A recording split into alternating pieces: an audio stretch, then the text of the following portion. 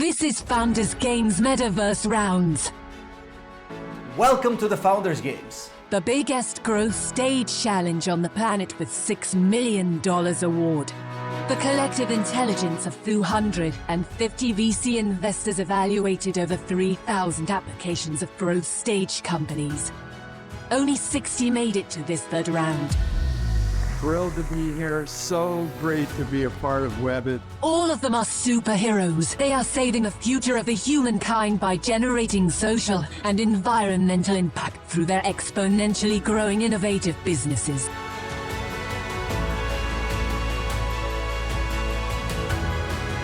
Welcome to the better future. Founders Game starts now.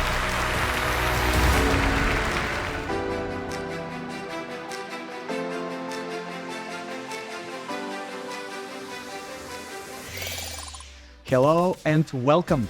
This is a special episode of the Founders Games third round. We're going to meet you with phenomenal entrepreneurs in the vertical of EdTech. And without further ado, I would like to have the jury members coming here from all around the world. Allow me to introduce our first investor, Vlad. Vlad is a serial entrepreneur investor who made 2 exits from his previous businesses and expanded one of his companies to over 10 countries. Nice to see you, Vlad. What should we know about your investment activities? Hello, it's nice to be here with you. I'm very passionate about supporting founders that are on a journey like I was. Thank you very much, Vlad. We have our second member of the jury, Bakhrom Ibragimov. Is a partner of Molten Ventures and previously founded and managed the direct VC fund of EBRD. Hello, Bakhrom. Pleasure to have you back with us. Please share with us what is the most important thing we should know about Molten. Molten is a pan-European fund investing from Series A to growth equity across all the stages in most of the sectors. Thank you so much. And pleasure to welcome Hidde. He is a co-founder and managing partner of Dutch Founders. He's an early-stage investor in marketplace and platforms with network effect and passionate about sustainability. Please tell us a little bit more about Dutch Founders. Dutch Founders is a group of successful entrepreneurs. We come together to share knowledge, actually educate young entrepreneurs, not in age, but in experience, and share knowledge, network, and a little bit of money. A few words about the company I represent. It's a publicly listed Webital investment network. It is contributing to this $6 million award of the Founders Games. Thank you, Dr. Russev. As your AI co-host, it's my pleasure to introduce the rules before we move on to the first founder. The jury shall evaluate the top companies in this vertical and shall select a winner against 6 equally important criteria. 1. Business model scalability, market adoption and timing. 2. Uniqueness of the idea. 3. Team capacity. 4. Funding and financing. 5. Leadership and personal qualities. And 6. Impact factor. Is the company generating social and environmental change? Each criteria brings up to 10 points, so the maximum a company can get from each jury member is 60 points. Only 5 of the semi-finalists shall reach to the final round and win a share of a $6 million award. Let the Founders Games begin. Participant number 1. Let's check who is in our backstage now. I'm Ray from Bansen Labs, and I'm going to talk about our platform, Zogo. Great to have you with us, Ray. It's a pleasure to have you with us, and congrats on making it to the third round. Now, as our viewers know, we will give you a superpower avatar suit, which will take you directly downstairs in front of the jury. We're all waiting for you.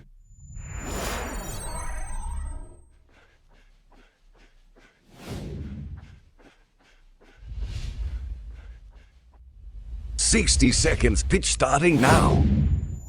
Hi, I'm Ray, and I'm here to talk about our platform, Zogo, where we started with a purpose as we solved problems we faced trying to play video games with friends who have cerebral palsy.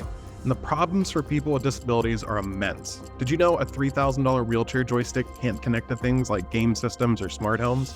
And while that's our primary market, we also help older adults like my grandfather here and all of us who just never can get Alexa to understand what we want her to do. So we created Zogo.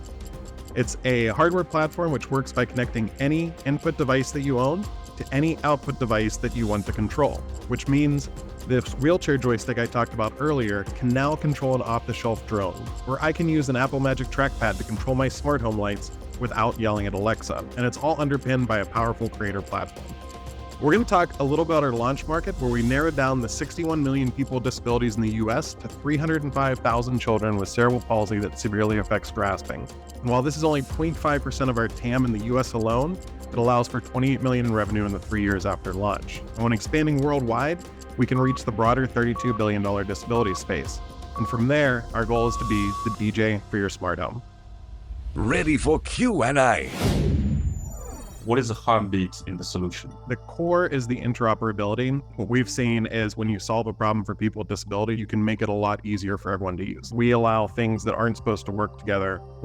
And a perfect example is that wheelchair joystick I talked about earlier. Those things cost $3,000, $4,000 and more, and they have Bluetooth, but they only work with very specific instances. And this is the lifeblood for someone who's in a wheelchair. That's sometimes the only output that they have to connect with the things around them. We allow that to connect to smart homes, cable boxes, video games. So that's something where that hardware connection that's not supposed to happen works really well for someone who's in a wheelchair. It gives them access they didn't have.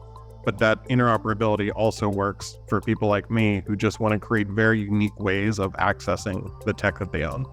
Tell us the personal story here. Why did you do this? Both my co-founder and I grew up with people with disabilities in our lives. My co-founder had a family member, and that actually is where we got started with the hardware portion of it. They always wanted to play video games together, and the only one they could play was Mario Kart Double Dash, because in that game, you could split the controls into two different players. If we can do that for one game where his family member could actually only hit a few buttons, why can't we make that work for all games?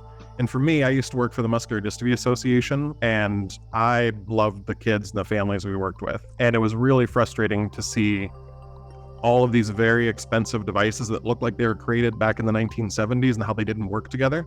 And so we kind of met and took it from that device that worked strictly for video games, and then started working with some partnerships with Comcast, with some VR companies, and started expanding into other technology.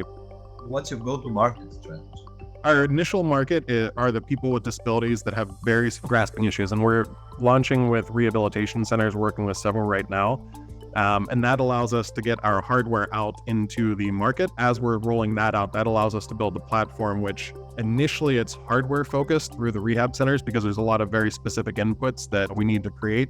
But what's great is the software is platform agnostic, so it can run off of anything. But initially, we're providing an extra hardware solution for the key launch market. What is the barrier for competitors like Amazon or going also in this space, because they got the platform already? A lot of these platforms, we don't see them as competitors. We see them as devices we can work with. Even a company like Microsoft, they came out with a controller you may have seen for video games, and it's great. It has a very low cost, barrier of entry, very professionally done, but it only works with Xbox. So our first demos that we did with Comcast, we allowed that to work with PlayStation and RC Cars and the Comcast demo itself. And we've been able to do that with other partners as well. So we see a lot of these items not as competitors, but mainly as more ways to input our devices. The initial use case that you're focusing is on gaming. Is that right? Correct. One of the things that really shocked us, though, was that we thought video gaming was going to be just amazing for people to play, and drones as well. But what we found is something as simple as turning on the lights is huge. That's something we take for granted, where you're able to actually control your home. And that's something people with disabilities aren't always able to do. Are you working with the game console manufacturers? We've met with both Sony and Microsoft, and we actually did some startup work and worked with the accessibility team at Microsoft specifically. They're doing some great things, and it's great to be able to work with them, and we want to just be able to supplement the things they're already doing. The key problem that we faced initially was not being able to work with those systems because of lockdowns and because of chips that weren't allowing us to connect.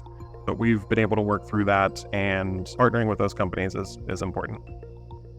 Would you fund the working capital requirements yourself, or is it something that you can work with partners on? We've raised about $2 million, and a very small amount of that was dilutive funding. We've only had about $400,000 in investment. The rest of it we've been able to provide through sales, partnerships, and grants. I think the route to market is the challenge. Is there a way to use partners to really make it fast accessible? How can you scale fast? What's it like a kingmaker deal that says, if I have them, we are flying. We do have our go-to-market strategy working with these rehabilitation centers, which provide a pretty broad rollout in the US. There's about 1,300 centers across the US, which is great for our hardware platform. We're working concurrently with companies like Comcast to potentially launch to all of their customers, and that would be a huge boon for us. I would like to understand better the addressable market and the scalability, both in terms of production on your side and delivery. I pulled up a slide here that shows the launch market in the US, and it's a very broad market. Disabilities often gets put down into it's kind of a niche, but when you look worldwide, it's a $32 billion market. As far as the manufacturing, so for the hardware itself, we have a bill of materials cost around $53. We have our first injection molding run done and first unit builds, and that'll lower as we scale. But the device itself, typically devices in this range sell for $1,000 plus, and we can sell for that price to the rehab centers. We're looking at $200 to direct to consumers. Do you have any IPs here? Yeah, so we have two utility patents currently. We're working on expanding that portfolio as well. So we just actually submitted documents last month for the next patent in our portfolio. Do you believe that 4x is enough to cover your costs? I mean, from 50 to 100, you might have many operational costs to cover, and I'm just curious how this works. So the hardware is just part of it. The second part, to the rehab center specifically, we're actually doing trials in Philadelphia right now with a gaming platform that works on top of our hardware. There's a lot of issues with vision impairment when you're working with people with physical disabilities. And so a simple game to do something like cause and effect, which is you touch a button, you turn on a light. That's a very important part of learning for people with disabilities. And everyone who has a disability has different levels of interactions on the screen they're able to see. There are a lot of very small kind of one-off games. Again, kind of the same thing that's happening throughout the market. Very small one-off things that don't work well together.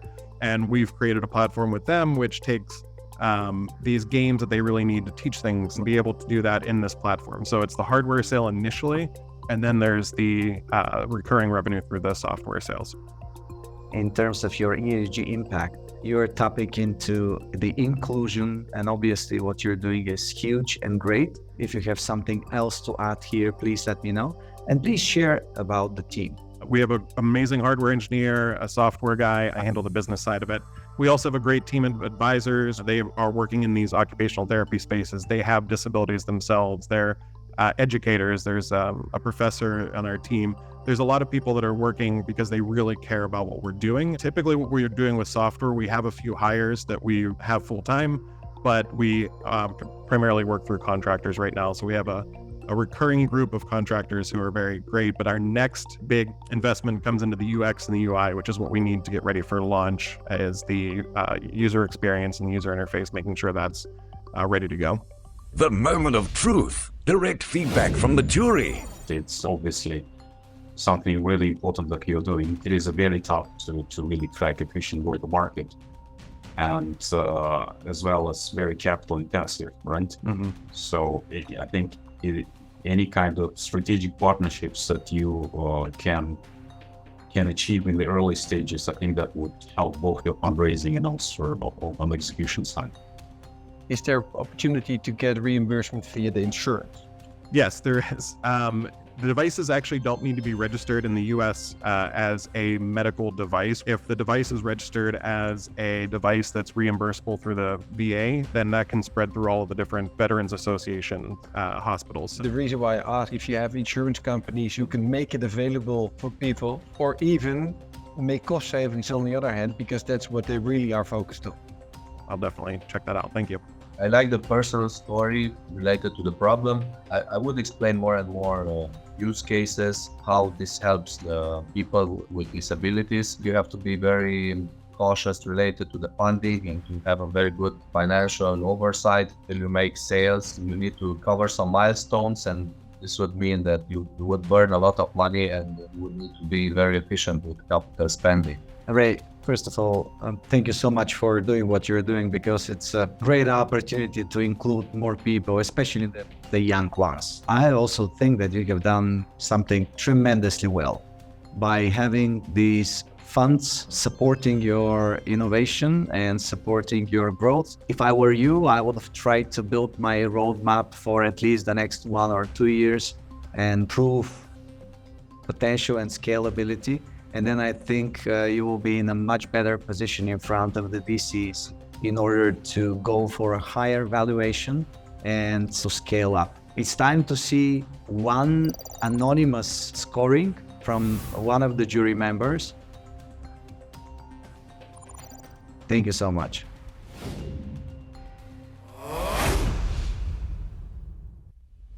Participant number 2. Hey, how's it going? I'm Ilya from Readmio. It's a pleasure to be here. Ilya, such a pleasure to have you with us. And as you know, it's time for your superpower suit and avatar, so you can join us and present Readmio.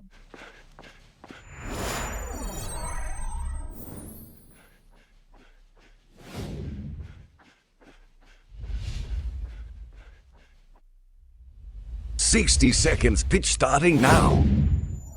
Fairy tales, fables, and stories have always been used as a tool to pass down experiences and values from older generations to younger ones. We wanted to continue this tradition, so we created Readmio. Readmio brings stories to life for you and your little ones and makes it easier than ever to read to them and record stories for them. We use voice recognition to follow along as you read and play sounds and music at exactly the right time in the story. And now, there are already more than 400 stories in multiple languages that can be used to teach kids about even the most difficult aspects of life. Our team has a lot of experience working together on successful apps in the past. Our previous company was sold to Abbas in 2018. So far, parents have loved our app. We have gotten over 300,000 downloads. And in the app stores, we have an average of 4.8 stars. In fact, we grew so fast, we became the number 2 top free app in the Apple App Store. Financially, our growth has also continued with an increase of 159% of paying users from last year. Ready for Q&A. Do you understand this right, that the voice recognition technology, this is your own? And if so, is it in any way better? Do we have any KPIs to suggest that it is? Why did you develop your own voice recognition? So it's built upon a quite open source framework, but what we have created is actually voice recognition that works off of your phone. So you don't even need internet. And I think that's the most important part of our custom solution. We don't have to send your voice to the servers. Number one, for privacy reasons. And number two, what's most important is when you're reading a story, it's like a movie. It has to work completely seamlessly. And if there's any delay, especially an unpredictable delay, which is usually what happens when you send things through the internet, it can be 1 second, it could be half a second, it completely ruins the experience. What is the daily versus the monthly active users? So the monthly active users is roughly 50,000 and the daily is, I think, 5,000. We have seen it growing more and more since we've actually introduced a new feature, which is parents being able to record themselves at the same time as reading to the kids. Because there's only a limited amount of time you have in the day. You're most likely not going to be reading to your child every day. And then when you don't have time, you just click this audiobook that you've recorded, and you're building that connection with your child because it's still mom's or dad's voice that's reading the story to their child. How do you think about the lifetime of the user?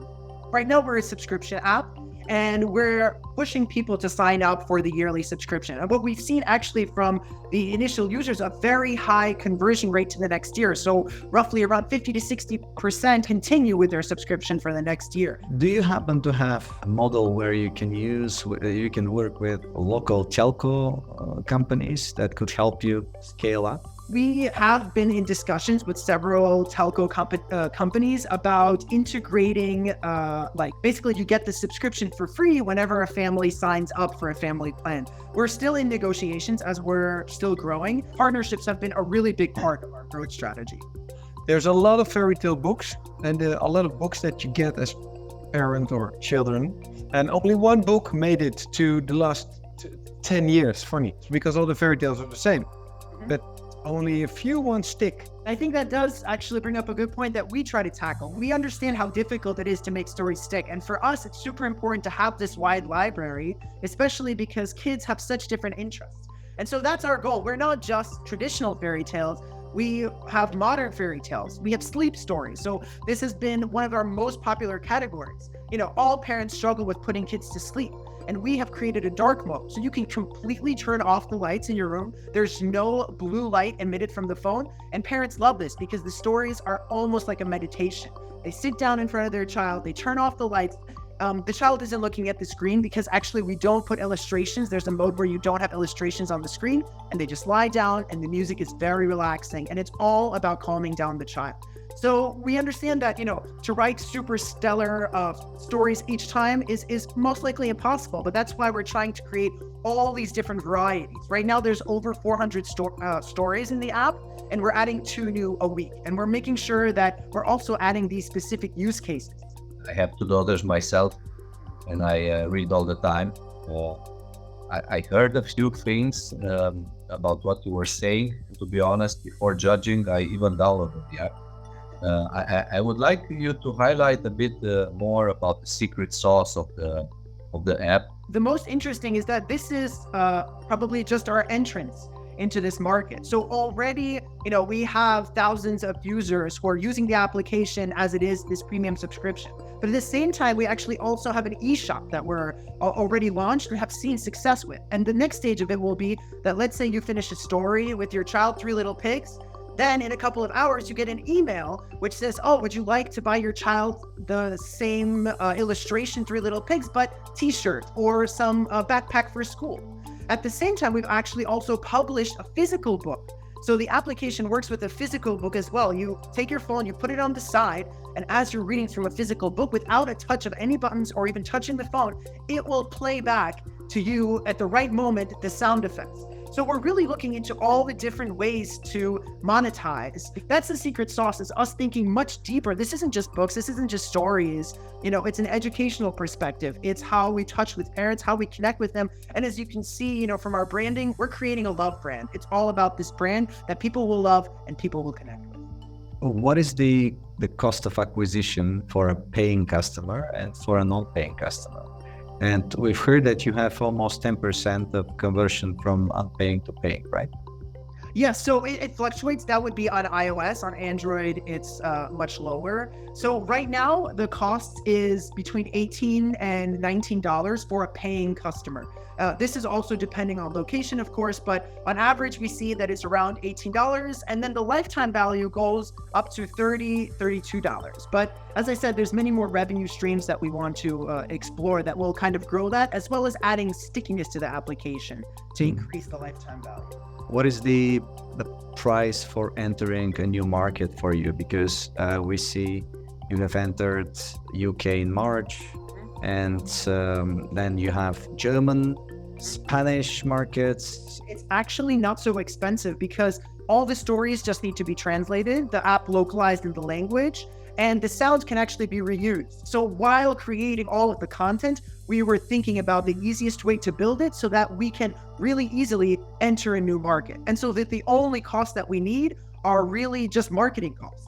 And so, maybe 20 to 30,000 total to enter a new market is enough for us for that to be, half marketing costs and half to be the content changes and everything that needs to be. So it's relatively little. And then on top of that, it's as much that we can spend on marketing as possible, of course, to start getting those users into the application. How much does it cost to produce a story?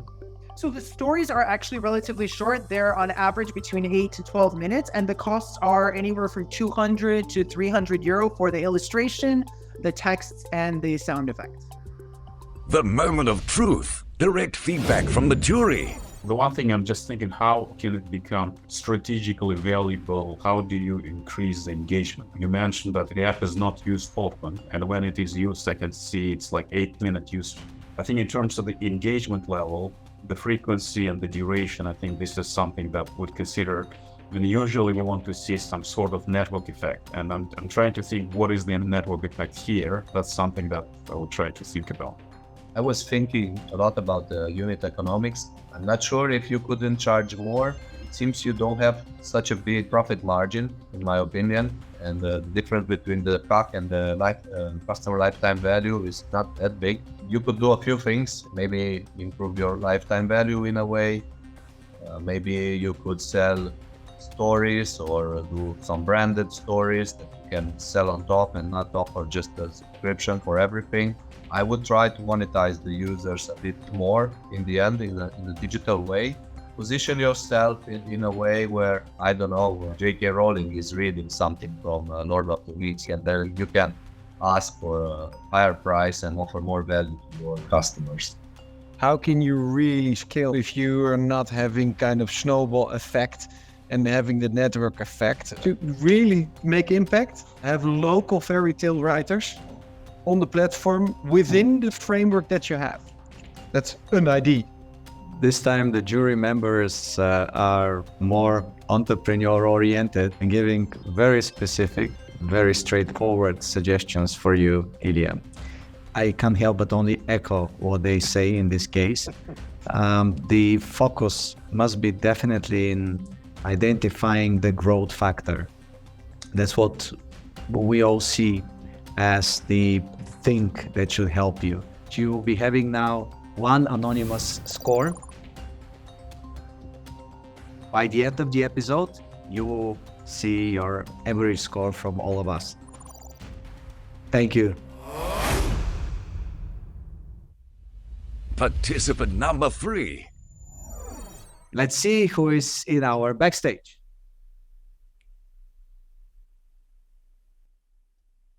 Hello, everyone. My name is Ibragimov Abdullah, co-founder and CEO of iSchool.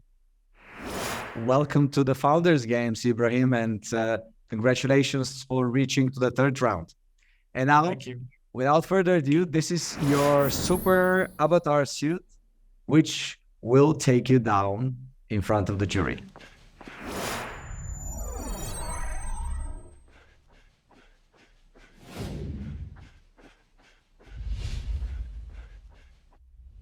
"60 seconds pitch starting now."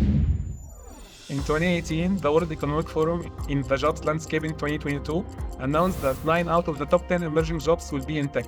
And today, that future became reality. In the MENA region, we have 100 million students that have little access to technology education. iSchool is an online coding platform for kids between 6 and 18 years old to help them build careers in emerging technology fields.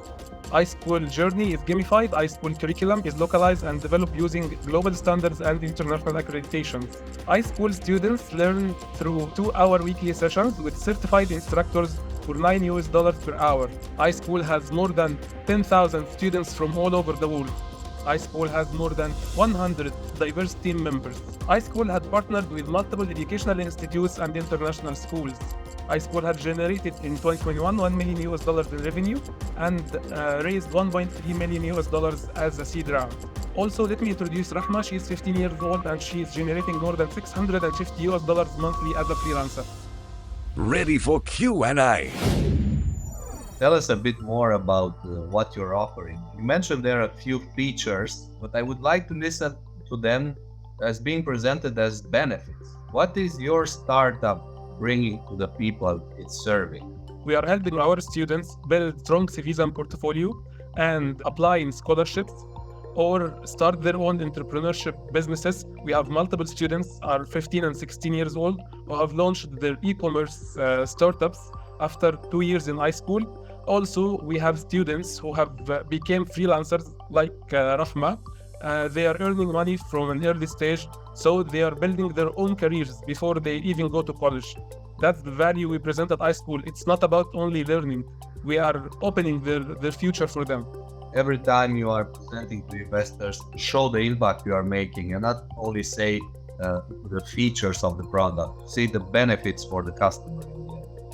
I see the platform, but I have to find it and then have to get my kids to it, right? We reach out to parents, we increase their awareness, we tell them that the future is in tech jobs and even non-tech jobs will need medium to high-tech skills.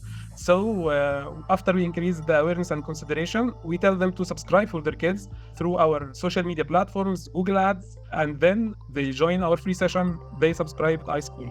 Do you have the schools subscribing or you have the parents? For the first 3 years, we worked exclusively with the parents. We built our entire growth on the parents. And then last year, we became the #1 EdTech startups in coding for kids in Egypt and in some countries. So we utilized this position to partner with multiple schools. During the last year alone, we partnered with more than 11 international schools in Egypt to give them capacity building programs, intracurricular activities, extracurricular activities, to teach the school kids and the students coding throughout the classrooms. What is the localization process for you to enter new markets? At first, our curriculum is designed into Arabic and English content. Right now, we are entering the Saudian market. We have been there for 3 months. We have been studying the persona of the customers, parents, their pain areas, what they need. And then we did some tweaking in the language of the content, in some flavors, because culture differs from one country to another, even if they spoke the same language. So after the 3 months of tweaking, we will launch in Saudi next month, hopefully. Do you align yourself with local school curriculum? Unfortunately, in Egypt and in most of the MENA region countries, the local curriculum for technology is far lacking behind any curriculum in the world. So we align ourselves with international school curriculums like STEM, K-12 standards, AI for K-12 standards, and pedagogical standards of Raspberry Pi. So our international standards are already implemented in international schools. What would be the KPIs for you to show that you actually deliver value to the users? The first thing is the quizzes and tests we give to the students throughout their journey. And the second thing is after each session, the instructor would evaluate the skills the kids would improve throughout the session, their interaction, their teamwork, all the skills that the students should increase and improve during the session. It would be put in a feedback after each session for each instructor and each student. Do you produce content yourself? Yeah, we have a team of content developers. We don't create it from scratch, but we align it. We have 3 age groups from 6 to 8, from 9 to 12, from 13 to 18, because each age group has different mentality, different pedagogical skills, different milestones. Each one of them learn through different tools, different coding skills. So we customize and localize and develop our own curriculum. It's a great platform, but don't reinvent the wheel yourself, because there's a lot of platforms like this. The most popular platforms all over the world, they lack the element of K-12 mentality. They don't know how to reach them. So most of them are targeting from 18 to 35 years old. It's absolutely different from targeting from 6 to 18 years old. You must teach kids in a different way than you teach adults. So that makes us uniquely different from most of the big players in the world. From the website, I think you can do a little bit on the UX. I think you can make it more compelling. Our team is working entirely for a new platform, and it will be launched in a couple of months. There's a lot of money available in governments to educate kids and people. There's a lot of subsidies around. So that's an opportunity maybe to use that. You are absolutely right. We already started applying to different NGOs, subsidiaries in capacity building efforts. We are in the final stages with some of them, with funds for more than $1 million in capacity building programs for kids. Are you reaching to your forecast revenue this year? Yeah. We have currently more than 3,000 current active users in the platform. And next week, we will announce a partnership with the Ministry of Education in Egypt to teach 10,000 students through our new vertical, which is a digital blended model. It's recorded sessions with weekly live sessions, and that would be one huge milestone for us. I would be curious if you have thought of different revenue streams from your business besides selling the courses. Yeah, the first revenue stream is it's a live tutoring. Our second revenue stream, which we are launching right now, is the blended model. For the B2B side, we work as a capacity building or a technology advisor for them. We help them in training their teachers, building curriculums for them, training the students either in school activities or after school activities. That's a new revenue stream that accounts for, when we started this year, more than 10% of our revenues. And it helped us build a long-term relationship with the schools. So when we launch our ultimate program, which is one experience platform, which can be complemented or implemented into schools like plug and play, we would be their trusted partner to do so. What's your biggest bottleneck? Our biggest obstacle is the awareness of the parents, especially in the Middle East. The culture here is like, if you want to guarantee a future for your kid, you must get him into engineering schools or medicine school. But that's not actually the case anymore. We have millions of graduates from these schools and they don't have any job to do. So we try to change the culture, the awareness of the parents about the importance of technology and education.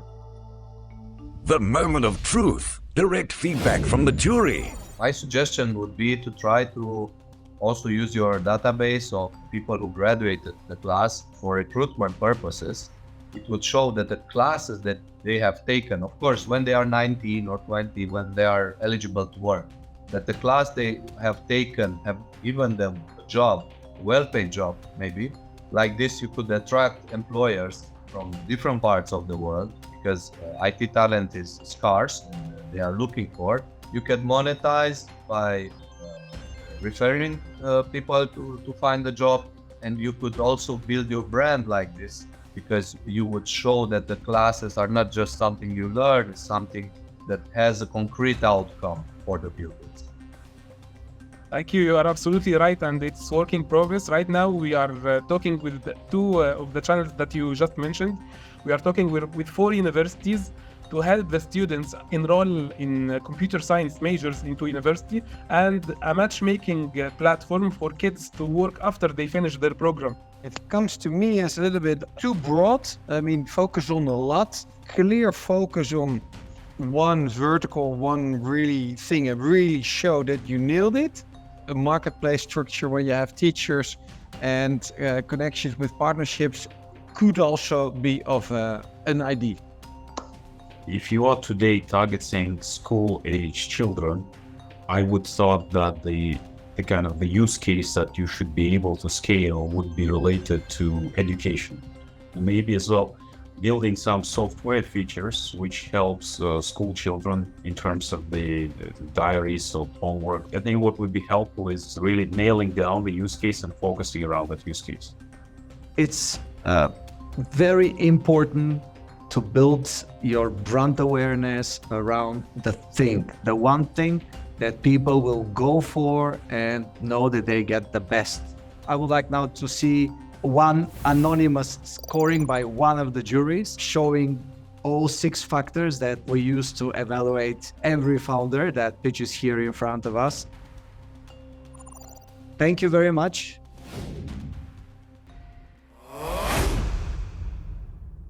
We have the final results and I will now announce them.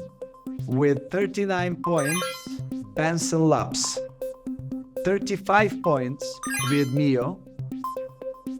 And 38 points, iSchool. So congratulations to Bansen Labs. 39 points and winning this particular vertical on the founders. Thank you. Great job. At the same time, great job by iSchool, just 1 point less from winning the opportunity to continue to the next stage. Thank you so much again. Great job, everyone.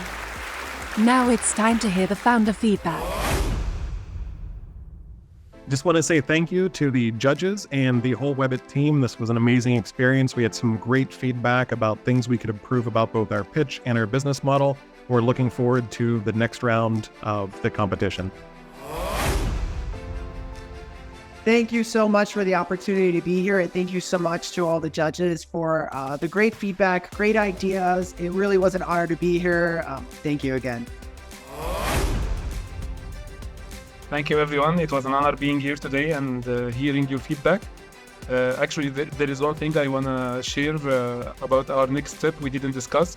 We are in the middle of our current fundraising. We are raising $4.5 million, and we have a lead investors from Ireland, VentureWave. They are an impact VC, and we are moving as our next step in the journey to Europe, and looking forward to hearing thoughts from you and getting advice from all of you in our next stage of our journey.